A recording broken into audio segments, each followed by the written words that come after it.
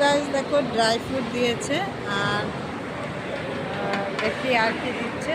ও এখানে আমাকে পিয়ে দেবে এবারে ড্রাই ফ্রুটের পর পিয়ে। তো আজকের এইটাই খাবার। তো চলো আমাকে দিয়ে দেখ, তারপরে তোমাদেরকে দেখাচ্ছি।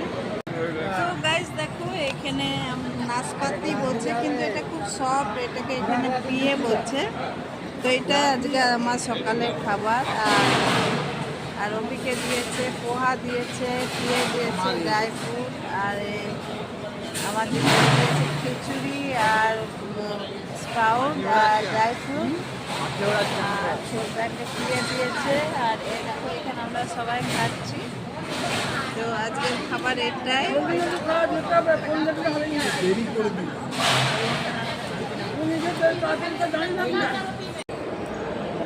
হ্যালো গাইস, তো আমরা ফেজ 2-1-এ এসেছি। দেখো এটা রামদেব বাবার, যেখানে যারা অনেক সিরিয়াস হয়ে যায় পেশেন্ট, তাদের দিকে এখানে ভর্তি করায়। তো বাবার কত বড় হসপিটাল দেখো তোমরা, বাবা কী যে করেছে আমি স্বপ্নের বাইরে, মানে চিন্তা করা যাচ্ছে না যে বাবা এত কিছু করেছেন। তো মানে বাবার যে বয়স, বাবা যে আমাদের বড় হতে 5 বছর লেগে যায় ধরো, তারপরে পড়াশোনা, তারপরে একটা মানুষ কত করতে পারে, কিন্তু যে দিকটা তাকাচ্ছি অবাক হয়ে যাচ্ছি যে বাবা এত কিছু করেছেন। তো দেখো গাইস এইখানে সব পেশেন্ট আছে, আমি একটা দিক দেখাচ্ছি, ওপর দিকগুলোতে যাওয়াটা সম্ভব না। তো এটাই আমার বলার বক্তব্য যে বাবাকে মানে কি আর বলবো, শতকোটি প্রণাম। আর আমরা এটা এসি ফেজ 1-এ গাইস।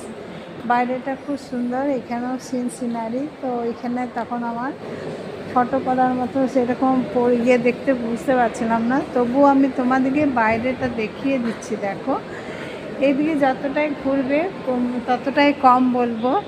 তো আমি ওপর থেকে তোমাকে দেখাবার চেষ্টা করছি, দাঁড়াও কোন দিকে এলাম নিজেও বুঝতে পারছি না, গোলক ধাঁধার মতো লাগছে।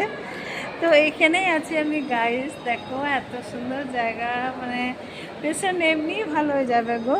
কারণ দেখো আমি 2তলায় আছি, কিন্তু আমি সিঁড়ি দিয়ে এলাম, এই সিঁড়িটা দিয়ে এলাম।